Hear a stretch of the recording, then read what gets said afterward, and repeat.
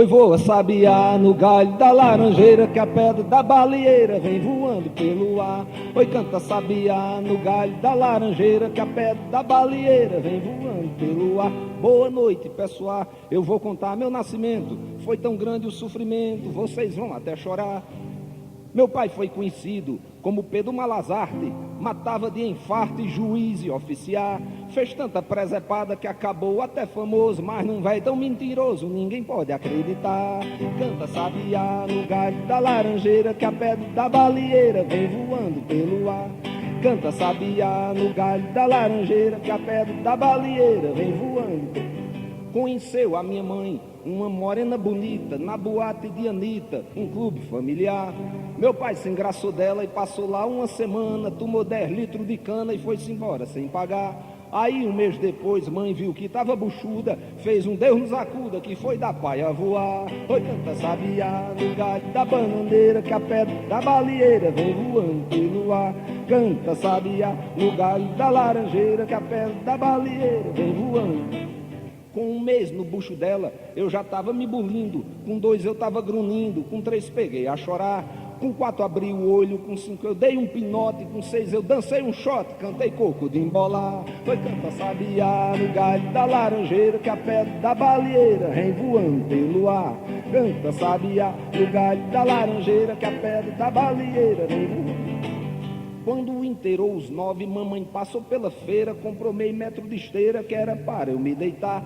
Também comprou uns panos de fazer saco e estopa, essa era minha roupa, ou por outra o enxovar. Pra ela comprou 2 litros de caranguejo, porque tava de desejo pra não me prejudicar. Oi, canta sabiá no galho da laranjeira, perto da baleeira vem voando pelo ar. Canta sabiá no galho da laranjeira, que a pedra da baleeira vem voando. Depois disso minha mãe para casa regressou, numa rede se deitou, pegou-se balançar. Aí pouco mais tarde, às 2 da madrugada, deu uma cólica danada do cabelo arrepiar. Mãe disse, ô dor da gota, e foi no canto da parede, deu um pulo lá da rede, sem poder nem enxergar. Canta sabiá no galho da bananeira, que a pedra da baleeira vem voando. Canta sabiá no galho da bananeira, que a pedra da baleeira vem voando pelo ar. Quando a dor foi afracando, mandou chamar a parteira, encheu d'água uma chaleira e botou pra esquentar. A tal parteira dela era uma catimbozeira, morava na cachoeira, na rua do Mangangá. A véia se chamava Bastiana Fura-Fola e tinha uma boca mole, um dente lá, o outro cá. Canta sabiá no galho da bananeira, canta sabiá no galho da bananeira, que a pedra da baleeira vem voando pelo. Ela chegou lá em casa e foi logo vendo mamãe com um bucho desse tamanho, gemendo pra se acabar. Ela disse, minha filha, você não se preocupe, que o tal de trupizupi não vai mais lhe aperrear. Canta sabiá no galho da bananeira, que a pedra da baleeira vem voando pelo ar. Canta sabiá no galho da bananeira, que a pedra da baleeira me pegou por uma perna, me deu um puxão da gota, depois pegou pela outra e acabou de arrastar. Eu vi que estava fora, espichado no cimento, e disse, véia, olhe lá dentro e me traga meu ganzá. Ela me deu depressa e eu fiquei ali cantando, mamãe ficou se abanando e ela foi fazer um chá. Canta sabiá no galho da bananeira, que a pedra da baleeira vem voando pelo ar. Canta sabiá no galho da bananeira, que a pedra da baleeira vem voando. Olha aqui, meu camarada, saiba que naquele dia, na hora em que eu nascia, deu coisa de admirar, porque deu uma chuva dessas que o mundo se arrasa, carregou 40 casas e o colégio estadual, e os cachorros de Campina fizeram uma latomia, passaram 30 dias só latindo sem parar. Canta sabiá no galho da bananeira, que a pedra da baleeira. Canta sabiá no galho da bananeira.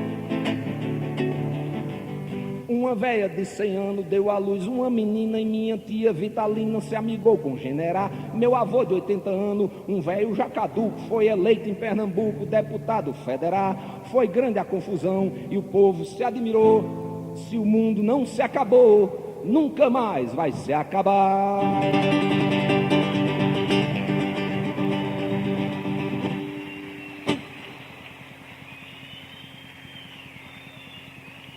Muito obrigado.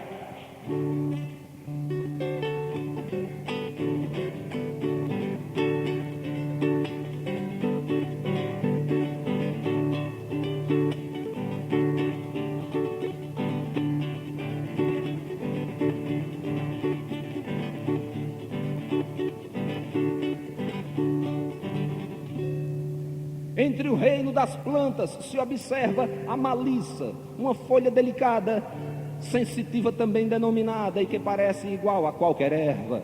No entanto, essa planta nos reserva um momento de espanto e de surpresa. Se quer ver, chegue com delicadeza, e com a mão você toque a sensitiva, que ela fecha-se e prova que está viva, pelo grande poder da natureza.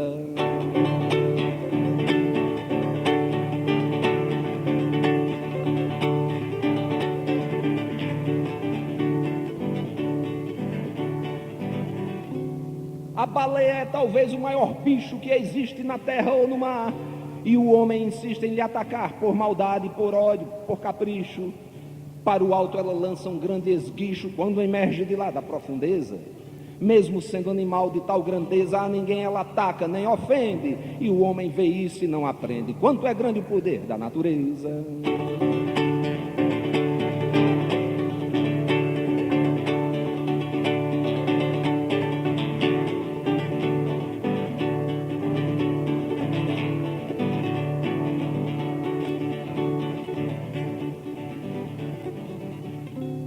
O camelo, animal do Oriente, pertencente à espécie ruminante, atravessa o deserto escaldante e demonstra ser muito resistente. Uma bolsa com água suficiente que carrega no ventre é a represa, com a qual se defende da aspereza, do calor e da seca do Saara. Quem criou essa espécie assim tão rara foi o grande poder da natureza.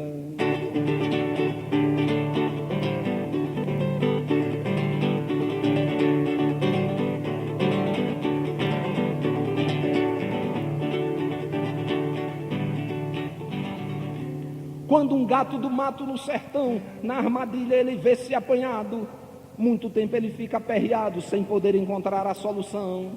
E ele aí faz das tripas coração e mete o dente na pata que está presa. Vai roendo com toda ligeireza, corta a pata e nem liga para a dor. Dá lição de heroísmo ao caçador, pelo grande poder da natureza.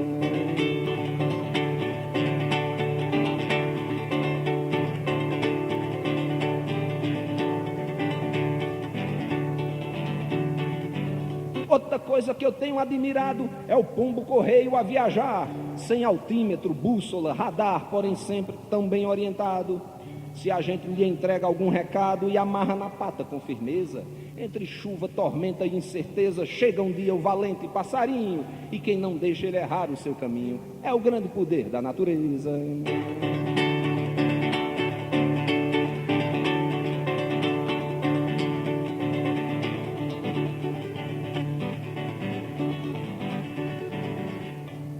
Pelicano é uma ave de tal jeito que, se os filhos precisam de comida, é capaz de arriscar a própria vida e arrancar toda a carne do seu peito.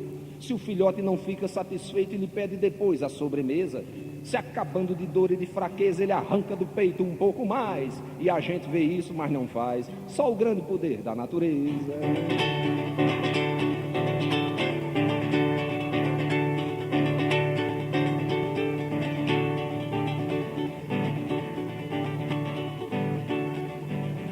É preciso que a gente se concentre para ver o trabalho de uma aranha.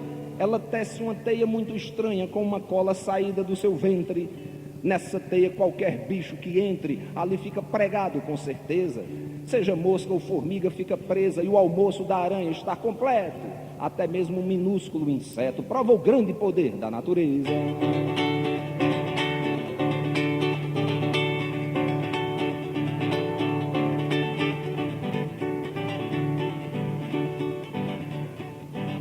Entre os outros insetos destacou-se a abelha, ativa e esforçada. Faz a cera que é tão utilizada e faz o mel nutritivo e muito doce. O seu mundo assim organizou-se, operária que luta com presteza, a rainha que exerce a realeza e o zangão que fecunda por ofício, para a fêmea matá-lo em sacrifício, pelo grande poder da natureza.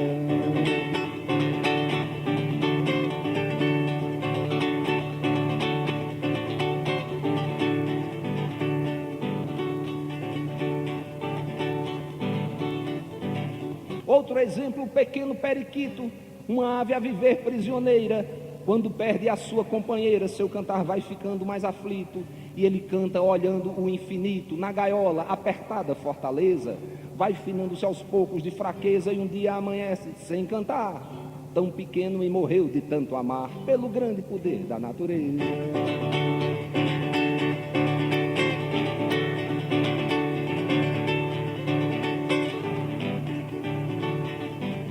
E o lacral, que é chamado escorpião, e é um bicho temido e evitado, se de fogo ele um dia for cercado, se envenena com seu próprio ferrão.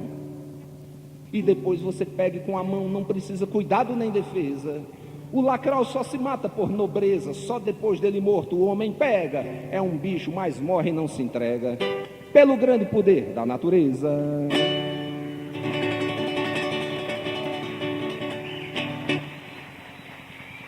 Obrigado.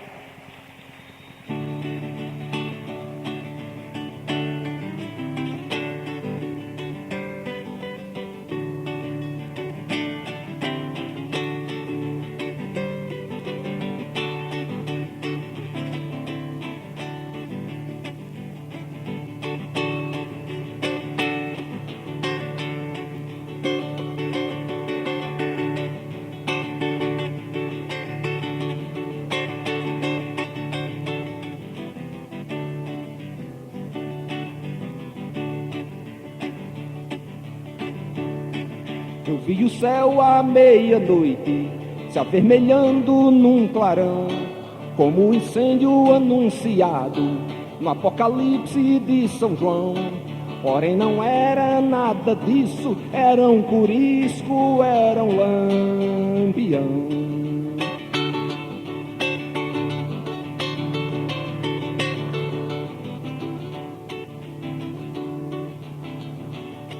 Eu vi um risco nos espaços, era o revoo de um sanhaçu. Eu vi o dia amanhecendo no ronco do maracatu. Não era a lança de São Jorge, era o espinho do mandacaru.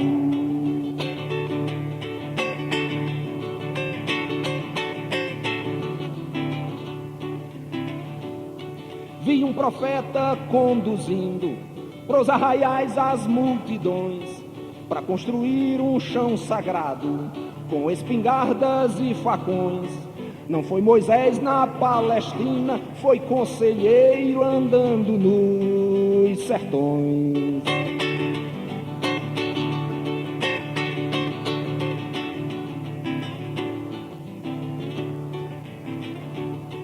Eu vi um som na escadaria, do ré, mi, fá, sol, lá, si, dó. Não era o eco das trombetas de Josué em Jericó. Era um fole de 8 baixo a tocar numa noite de forró.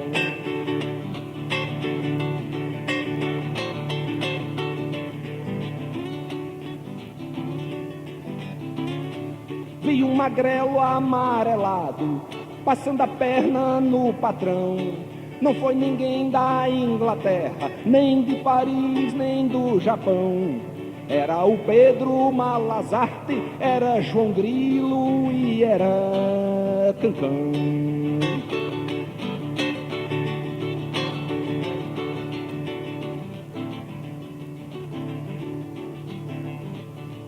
Vi uma mão fazer no barro, um homem forte, um homem nu.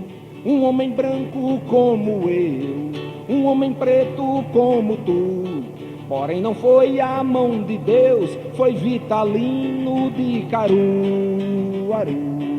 Porém não foi a mão de Deus, foi Vitalino de Caruaru.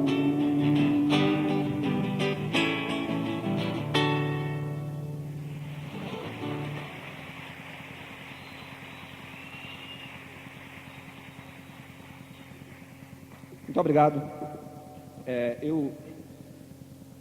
Eu estou participando do encontro esse ano, eu participei de algumas mesas aqui, inclusive hoje de tarde, sobre cinema paraibano. Me pediram para fazer esta apresentação artística, que está me dando muito prazer, principalmente pela presença de vocês, gente de fora, gente da terra, antigos amigos e amigos novos. E eu estou lançando também esse livro, que chama-se Os Martelos de Trupizupi. Todo mundo é mestre e é discípulo de alguém. Eu não sei de quem que eu sou mestre, tomara que eu seja, mas eu sei de quem eu sou discípulo. Eu sou discípulo desses caras que cantaram nesse palco antes de mim. Aqueles emboladores de coco que tocam o seu pandeiro nas feiras, nas praças, nas ruas, nas estações rodoviárias desse Nordeste inteiro. E esses cantadores de viola que empunham a sua viola, cantam os seus martelos agalopados, as suas cestilhas, as suas décimas, seus motes e suas glosas, seus galopes à beira-mar e esses outros estilos de cantoria belíssimos que nós temos aqui no Nordeste. É com eles que eu aprendi o que eu sei de música, embora as minhas janelas estejam abertas para todos os sons. Eu gosto de rock and roll, eu gosto de blues, eu gosto de jazz, eu gosto de bolero, eu gosto de samba, eu gosto de música. Mas os meus mestres são esses cantadores repentistas que por aqui passaram antes de mim, e é a eles que eu rendo a minha homenagem, não só nessa apresentação, mas também nesse livro. Muito obrigado.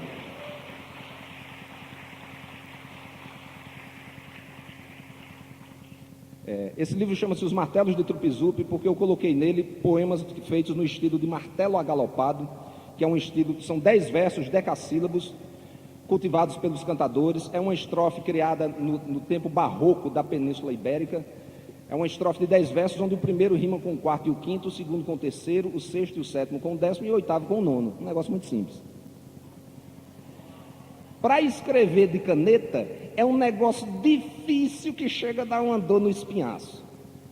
Para cantar de improviso, meus amigos, só uma pessoa sobrenaturalmente talentosa, uma pessoa... Eles dizem que nascem com um dom, mas eu prefiro dizer que eles nascem com uma potencialidade e o Nordeste lhes dá esse dom, porque isso só existe aqui.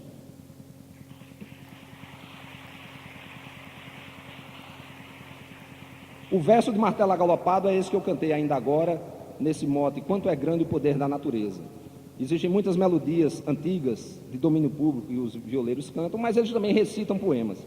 Eu vou recitar um pequeno poema que tem aqui nesse livro, que é fruto de um outro tipo de leitura que eu gosto muito. Eu gosto muito de ler ficção científica, que para muita gente ficção científica é uma literatura tipicamente norte-americana, com alienígenas ameaçadores e espaçonaves e guerras nas estrelas. Na verdade, a grande ficção científica que existe em todos os países, inclusive no Brasil, na Polônia, na Rússia, na Itália, na Argentina, em Israel e na África, a verdadeira ficção científica é aquela que, em forma de contos e romances, explora o futuro possível para a humanidade, de onde viemos, onde estamos, para onde estamos indo. Hoje em dia, as pessoas falam aqui em clone, quando a ficção científica já falava em clone 50 anos atrás. Quando os Estados Unidos explodiram a primeira bomba atômica em Hiroshima, só quem sabia naquele país e no mundo inteiro da existência de bombas atômicas ou da possibilidade de bombas atômicas eram os escritores e os leitores de ficção científica. Como disse o grande Isaac Asimov, nós éramos as únicas pessoas que vivíamos no mundo real. Os outros viviam no mundo do passado. Nós já sabíamos que aquilo poderia acontecer. Mas a ficção científica explora também o sentido da presença do homem no universo. E tem um autor americano chamado Gene Wolfe, que eu gosto muito, que num livro dele chamado A Cidadela do Autarca, ele tem um trecho que me impressionou muito, que eu vou ler para vocês. O personagem vem numa longa peregrinação no outro planeta, numa outra civilização, e ele vem trazendo consigo, pendurado no seu pescoço, um espinho. Esse espinho é uma relíquia lá da religião, da fé desse povo que mora nesse planeta. É um objeto sagrado e ele está levando aquilo como se ele estivesse levando consigo, sei lá, a autêntica coroa de espinhos de Jesus Cristo. Então, vocês entendem que aquele espinho para ele tinha o maior valor do mundo, ou seja, era um objeto absolutamente sagrado e valioso dentro da cultura dele. Numa certa parte da história, por uma razão qualquer, ele é forçado a trocar esse espinho por um outro espinho parecido e começa a levar esse outro espinho substituto no pescoço. E chega uma hora que ele chega numa praia e ele tem uma iluminação. E aí ele diz: a ideia que me atingiu ali na praia, e me atingiu de fato, fazendo-me mesmo cambalear, foi que, se o eterno princípio residia naquele espinho recurvo que eu trouxera ao pescoço durante tantas léguas, e se ele agora residia no novo espinho que eu acabava de colocar ali, Então ele residia também em todas as coisas, em todos os espinhos de todos os arbustos, em todas as gotas d'água daquele mar. O espinho era uma garra sagrada, porque todos os espinhos eram garras sagradas. A areia em minhas botas era areia sagrada, porque vinha de uma praia de areias sagradas. Todas as coisas tinham se aproximado do Pã Criador e o tinham tocado, porque todas as coisas tinham brotado de sua mão. O mundo inteiro era uma relíquia, e eu arranquei minhas botas, que tinham viajado comigo desde tão longe, e as arremessei às ondas, porque eu não devia pisar calçado em solo santo.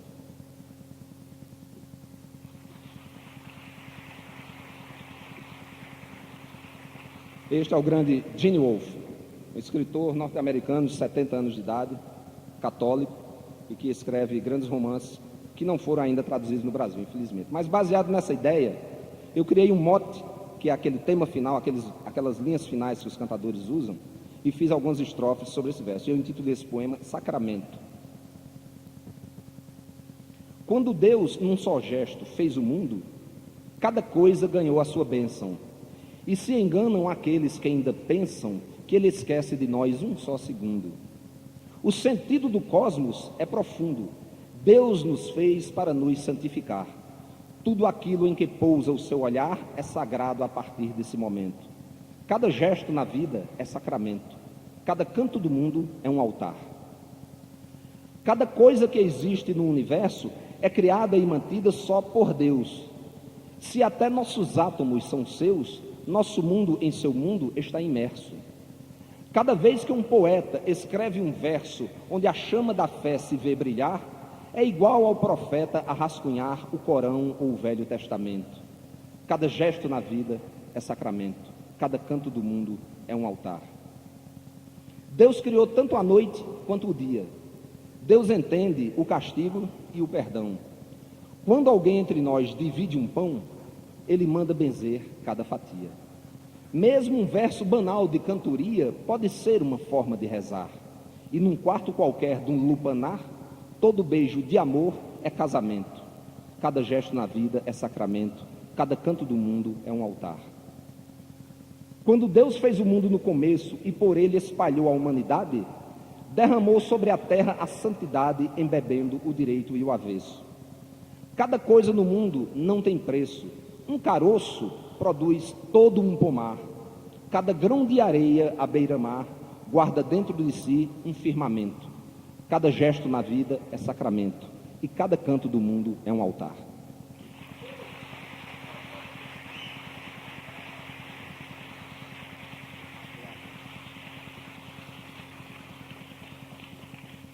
Muito obrigado. Já que estamos em Campina Grande, eu queria cantar uma música que eu raramente canto, mas que aqui teria sua razão de ser. Eu nasci em Campina Grande, moro há 20 anos no Rio de Janeiro, venho aqui sempre no Encontro da Nova Consciência, e venho sempre no São João, venho em outras épocas do ano, venho a trabalho, venho a passeio, tenho minha família aqui, meu irmão, minha cunhada, meus sobrinhos. Meu pai e minha mãe tiveram os filhos, criaram sua família e faleceram aqui em Campina Grande. E meu pai chamava-se Nilo Tavares, faleceu há cerca de 5 ou 6 anos, e ele era um boêmio, um grande boêmio, um poeta que escrevia sonetos belíssimos, e um jornalista que passou a vida inteira aqui trabalhou na Rádio Borborema, no Diário da Borborema, Jornal da Paraíba e várias outras coisas, e também trabalhou nas universidades locais como funcionário público. E foi ele que me ensinou. Eu fiz minha homenagem ainda agora aos cantadores e senti que ele deu uma remexida lá em algum lugar, que eu disse: oxente, rapaz, eu não te ensinei nada não. Foi ele, na verdade, quem me ensinou, com 10 anos de idade, já saber recitar sonetos de Augusto dos Anjos, Olavo Bilac, poemas de Castro Alves e assim por diante. Todas essas coisas vêm para somar com o nosso destino. E foi em homenagem a ele que eu fiz esta música aqui.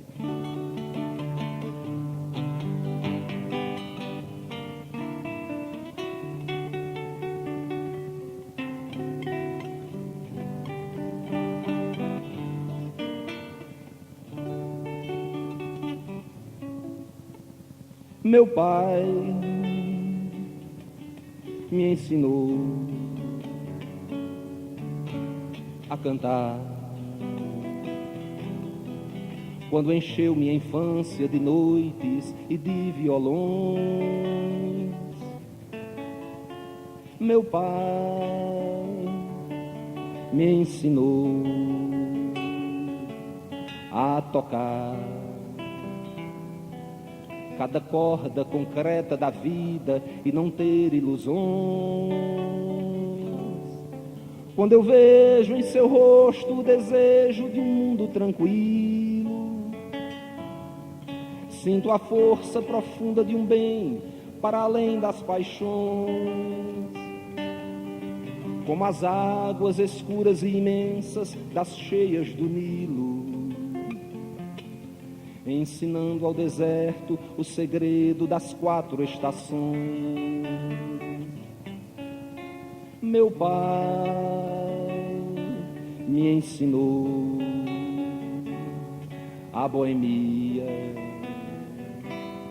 e que a noite é mais vasta que o dia e tem 1000 corações. Meu pai me ensinou a poesia, e a cidade em meu peito nascia com um som de sertões. Quando eu vejo seus versos moleques feitos de repente, pés quebrados, sonetos, paródias, quadrinhas, canções, eu percebo que o verso é a costura no avesso da vida, emendando retalhos do tempo, cerzindo rasgões. Meu pai vai sumir caminhando numa curva da estrada comprida, e eu vou depois, mas vai a sorrir, se lembrando de que a vida já valeu a pena existindo nós dois.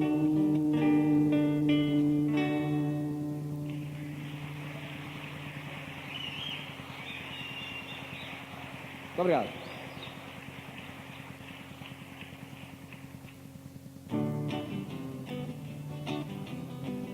Cada música que a gente faz surge numa circunstância diferente.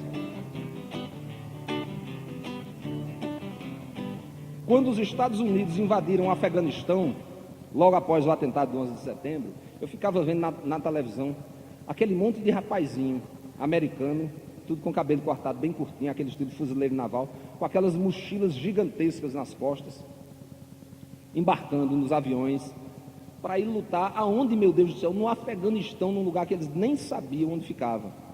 E ao mesmo tempo eles ficavam mostrando os preparativos lá dos caras, dos guerrilheiros do Afeganistão, e de vez em quando eles mostravam as imagens de arquivo assim, que você via os campos de treinamento da Al-Qaeda com um monte de adolescentes com aquelas roupas pretas, aquele negócio, pulando por cima daqueles obstáculos, dando tiro, atirando de metralhadora e tal, todos se preparando para uma guerra, todos com 18, 19, 20 anos de idade, na flor da idade, se preparando para ir para a guerra.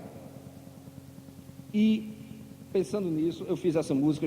É uma música alegre, falando desse assunto e dedicada a todos esses rapazes que são convocados para essa tarefa tão ingrata. Chama-se Último Reggae.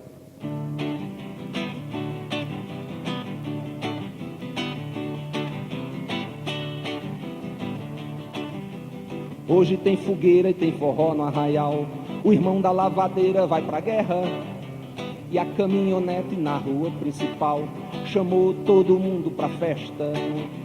Tem muita cachaça e caldinho de feijão, o pai da costureira vai pra guerra, é hora de chamar para encher o salão, passar a noite arrastando a chinela. Oh, it's Saturday night. Oh, we'll be together. Oh, what a wonderful night. Oh, there's no tomorrow. A lua cheia, redonda como uma prata, despontou na hora.